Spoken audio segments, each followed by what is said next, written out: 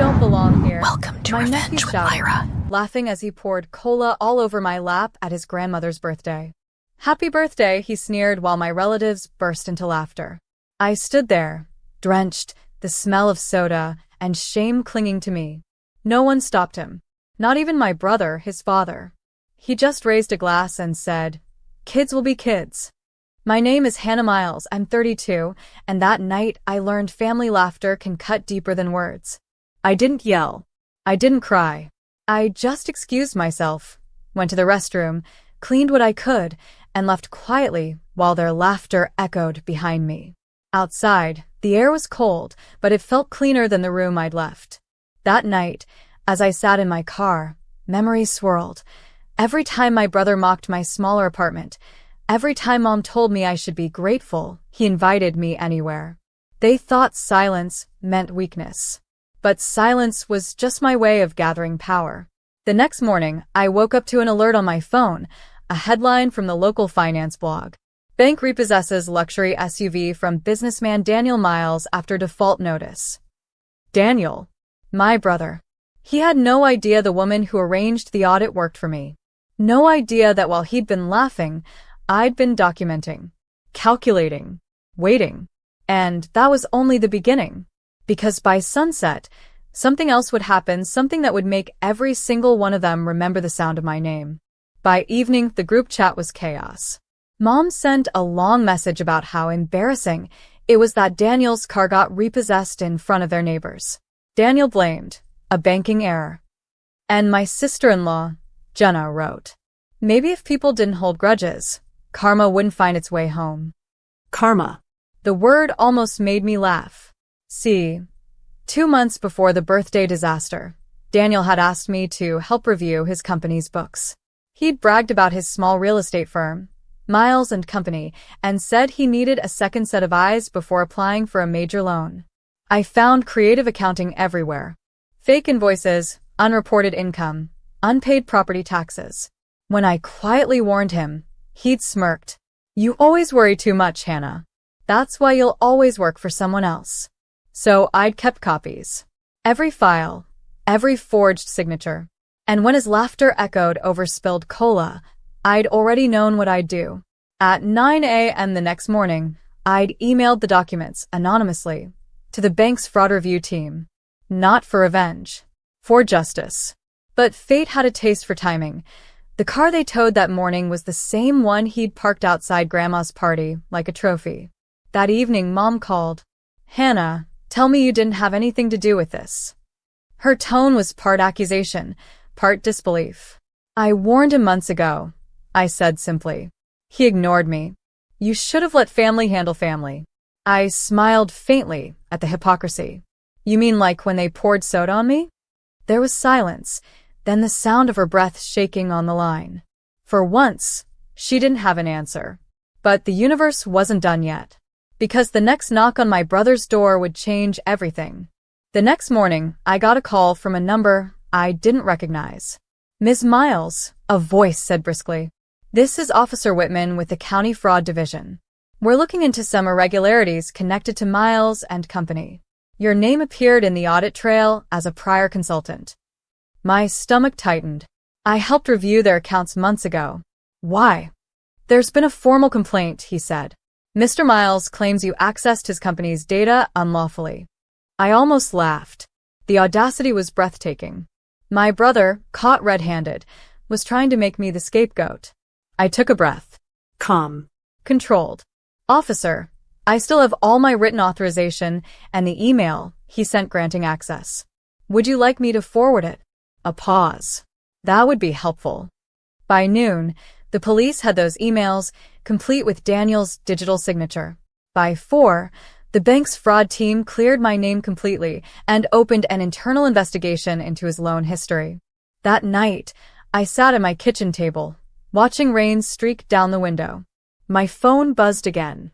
"Daniel, this time. You think you're smart? You've ruined my life. I'll make you regret it." I typed back one sentence. "You did that yourself." Then I blocked his number. For years, I'd carried the weight of being the quiet one, the overlooked one, the good girl who never fought back. But somewhere between the spilled cola and the police call, that girl had vanished. I was no longer part of their stage show of perfection. And yet, even I didn't see what was coming next. Because the next headline that flashed across my phone, before dawn the following day, made me sit upright in shock. The headline hit like thunder. Local real estate firm accused of tax evasion and fraudulent loan activity. Owner under federal review. Daniel's photo sat right beneath it, arms crossed, that same smug expression he always wore at family dinners, now frozen on every screen in town. I stared for a long time, coffee cooling in my hand. I hadn't planned for this. I'd only sent the documents to stop him from scamming the bank again, not to start an investigation that would expose his entire empire. By noon, my phone lit up again. Mom. Hannah, you've gone too far, she shouted before I could speak. Your brother's business is collapsing. You should have kept this private. Private. I repeated, stunned. You mean like how he humiliated me in public? Or how he forged client records? You don't understand, she cried. He has a family. So did Dad when Daniel drained his savings years ago. Did you care then? Silence. That was the first time she didn't defend him. Hours later, I got a message from Jenna, his wife. I hope you're happy. We're losing everything. I almost deleted it, but my hand hesitated. Happy wasn't the word. Relieved, maybe. Or free. That night, I walked through the city, lights reflecting off wet pavement. I passed the restaurant where they'd laughed at me just days ago. The same table still had their names on the reservation list. I stood outside for a moment, breathing in the cool air, before whispering to myself. Maybe now they'll learn what belonging really means. But fate wasn't done teaching lessons. Because before sunrise, my phone pinged with an email from someone I hadn't heard from in years. And the subject line read, "About your mother." The email came from Thomas Avery, my late father's former lawyer. Just seeing his name made my chest tighten. He'd handled Dad's estate years ago when Daniel convinced Mom to simplify the inheritance. I opened it slowly. Hannah, your father's file resurfaced during a property audit. There's a discrepancy in the asset transfer records, specifically the diner property your father owned before his death. Please contact me immediately. It concerns your legal share. My pulse quickened. I remembered that diner, our childhood home before Dad sold it to Daniel for taxes. At least, that's what I'd been told. When I met Thomas at his office, he handed me a thin folder. Your father didn't sell it, he said quietly. He placed it in a family trust, half in your name, half in Daniel's. But Daniel submitted falsified paperwork after the funeral to transfer the title fully to himself. I stared at the signature. Dad's name, shaky, uneven. Forged. It was dated 2 days after he'd passed. Thomas looked at me gently. You can press charges or reclaim your share. It's up to you. I left his office shaking. All those years of being told I had nothing, of being mocked for struggling while Daniel thrived, it had all been stolen. By evening, my lawyer had filed a petition to reopen the estate. That night, as I sat on my balcony, I imagined Daniel's face when he'd received the court notice. The man who said I didn't belong was about to watch the walls of his empire crumble, piece by piece, and legally this time. But the biggest shock wasn't the property. It was the name I saw listed under co-conspirator. Mom. I reread that single word, Mom, until the letters blurred. According to the documents Thomas had uncovered, my mother had co-signed the fake transfer after Dad's death. She'd claimed the diner was part of Daniel's business portfolio and not a family asset. In exchange, Daniel had been wiring her monthly consulting payments for years. It felt like being drenched in that same humiliation all over again. Not cola this time, but betrayal. I sat in my car outside her house for almost an hour before finally knocking. She opened the door, startled, robe wrapped tight. Hannah, it's late. I found the transfer papers, I said. My voice came out calm, almost foreign. Her expression flickered. Guilt first, then defiance. You don't understand what your father left me with. Debts, stress, Daniel helped. By stealing? He promised he'd give you something eventually. I laughed, bitterly. He did. Public disgrace. She flinched, but didn't deny it. You always wanted to punish us, she hissed. You enjoy watching your family fall apart. Family? I whispered. That word means nothing if you have to buy it.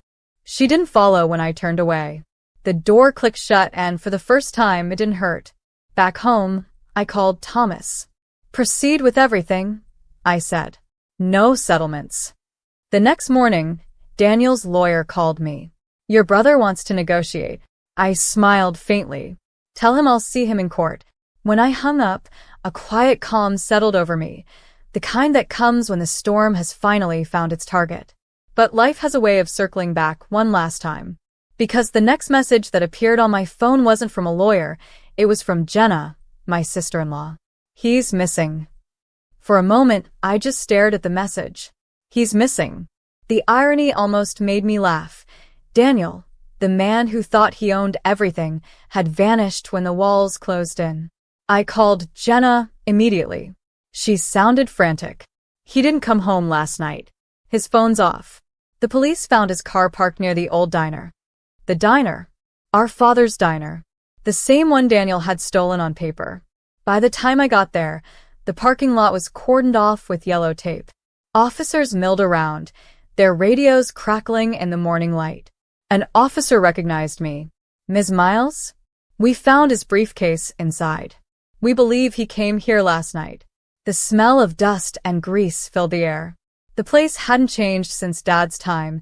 Checkered floors, faded menus, the echo of memories I'd spent years trying to forget. Daniel's notebook lay open on a counter. Inside, his handwriting, jagged and rushed. I messed up. Tell Hannah, I didn't mean to. I just wanted to make things right before it all fell apart. They found him 2 hours later, sleeping in his car by the docks, disoriented, exhausted, but alive. The investigation would continue, but something in me shifted that day. For the first time, I didn't feel anger. Just clarity. That night, I stood in the empty diner, the neon sign flickering above me. I whispered, Dad, it's over. Because it was. The lies, the favoritism, the quiet humiliation, all of it had come full circle. But there was still one final thing I had to do before closing this chapter for good. The next morning, I met with Thomas one last time and slid an envelope across his desk. Transfer it all, I said. Thomas blinked. All of it? You're sure? I nodded. Half goes to Dad's scholarship fund for trade students, the one he always dreamed of starting. The other half donated to local shelters. He studied me carefully. You don't want to keep anything? I smiled softly. I already kept what mattered, my peace. When I left his office, the city air felt lighter. The storm that had shadowed me since childhood had finally quieted. Later that evening, I returned to the diner one last time. The for lease sign was still taped crookedly on the window. I stepped inside, letting the smell of coffee and memory fill the silence.